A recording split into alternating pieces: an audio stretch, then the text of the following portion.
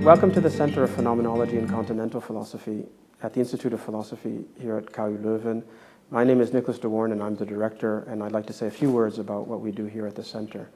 The center has a rich tradition of research in phenomenology, not only exclusively in Husserl's phenomenology, but phenomenology understood broadly, including contemporary movements in America and Europe. One of the emphases that we try to develop here is to bring phenomenology in dialogue both with the history of philosophy and contemporary movements of thinking. In addition to that, we also try to develop a culture of multilingualism where we encourage philosophy in multiple languages and not only in English.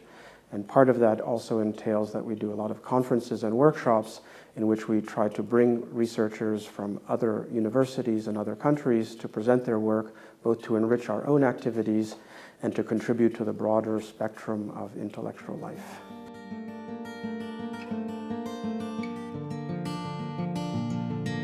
My name is Ulrich Melle.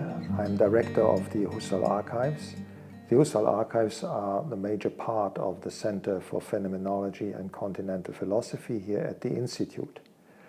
The Husserl Archives came into existence in October 1938, only half a year after Husserl's death. Because Husserl and his wife were of Jewish descent, both the estate and Husserl's wife were in danger.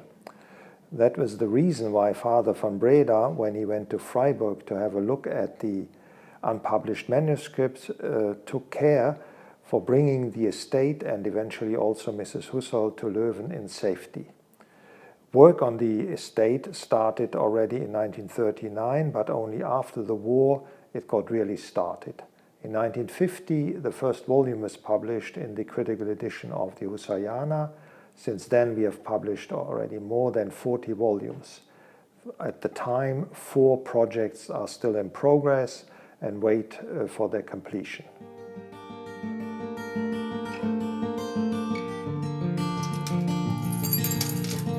If you see a page from which Husserl wrote down in his shorthand, I would say there are a few people maybe in the world who can really read it. So this was from the beginning on, and it was also for the founder of the Husserl Archives, Pater von Breda, very important to transcribe these manuscripts, to have transcriptions of it, to make it available, accessible then for the researchers which came to the archives. If you see nowadays, we have in the so-called Husserliana series, which started in 1950, so this is around 65 years ago, we have now 42 volumes, and we have then 10 volumes of the correspondence of Husserl. We have other document volumes. So this is a huge amount of texts of Husserl, which are nowadays available, accessible. On the other side, we have the so-called Phenomenology series. There we have recently published the volume 212. And in this Phenomenology series, we try to motivate the discussion about Husserl. So this is a kind of platform for secondary literature, not only related to Husserl, but to the whole phenomenological movement, so about Levinas, Ricoeur, Sartre, and so on. So this is the second big series which we are editing here in the Husserl Archives. What we perceive has to cohere with what we perceived before. Otherwise, it feels not right or even strange to us. For example, I've touched Husserl's desk many times before, and I know exactly how it feels and how my finger feels when touching it. But when I now burn my finger, the same touching experience feels different and even strange to me. It deviates from what I'm used to feeling, and it's an abnormality. But what about all the other people and their perceptions? I cannot postulate that my individual experience is the measure for normality. But where then does a more objective norm come from? From nature, from mind, from God, or society and culture? And are we even able to recognize the norms that guide our experience? I think these norms can only be recognized when they are broken. Normality is only revealed when it fails. Irritations like my burned finger can thus help me to make these structures of normality explicit. In my research on normality, I'm struggling with exactly these problems and many more.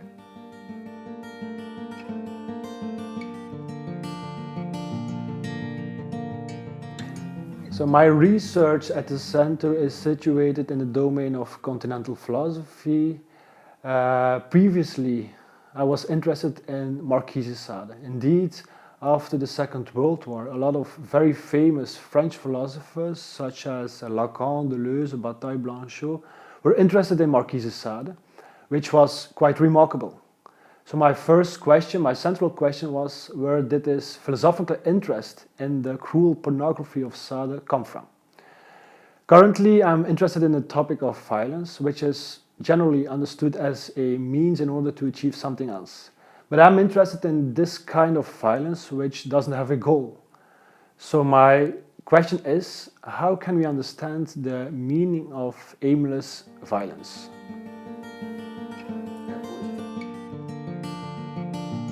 My research focuses on a dialogue between phenomenology and psychoanalysis. And at first sight, it seems strange that this research is developed in a center on phenomenology.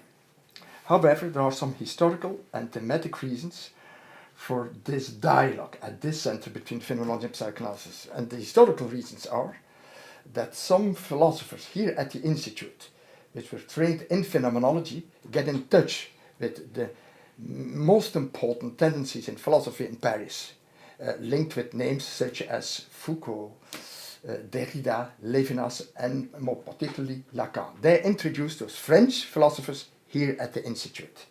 Now, it's well known that you can't read the most important contemporary French philosophers without a deep knowledge of psychoanalysis.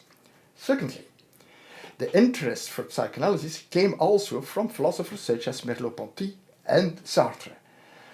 So hence the complicated dialogue between phenomenology and psychoanalysis. However, I have a particular interest in this dialogue coming from a quote that I can summarize with a quote of Deleuze.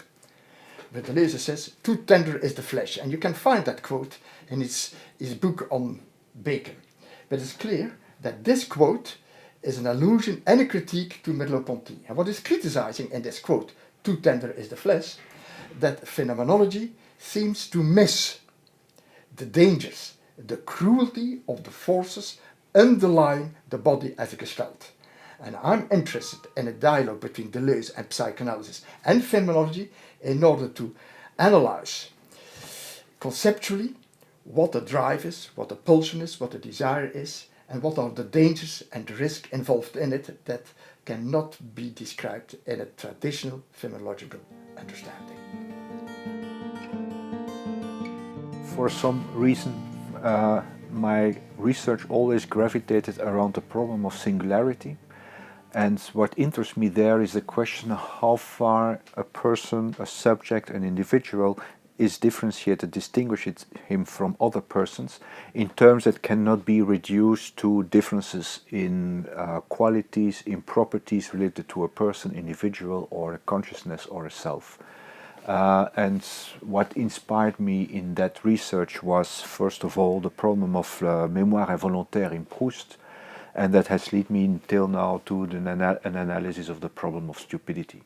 And one of the claims that I would like to develop is that what differentiates me now from other person is not my capacity to think conceptually, but precisely my stupidity.